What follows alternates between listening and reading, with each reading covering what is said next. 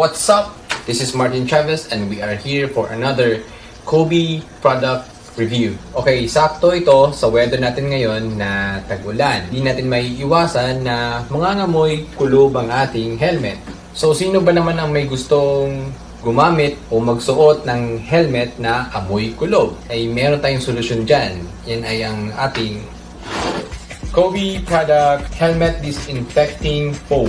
So ano nga ba itong Kobe helmet disinfecting foam? Ito ay active foam for cleaning and looking after the padded lining. Fast and effective, antibacterial. Ito yung pinaka-importante para sa akin. Has deodorizing and freshening effect. So hindi lang basta linis ang gagawin ng ating helmet disinfectant, kundi ibabalik niya pa sa dating amoy bago amoy premium ang ating helmet. So, paano ba ito gamitin? First muna is shake. Shake mo muna. And then, i-testing mo muna sa dry cloth. So, yun.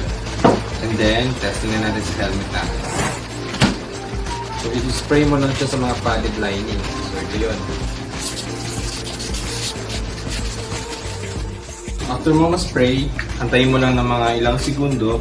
And then, punasan mo na ng dry cloth. So, mapapansin nyo, amoy mint helmet mo. So, ayun. Ganun lang siya kasimple gamitin and makikita nyo agad yung resulta. So, makikita nyo na ang linis niya na tignan and ang bango pa.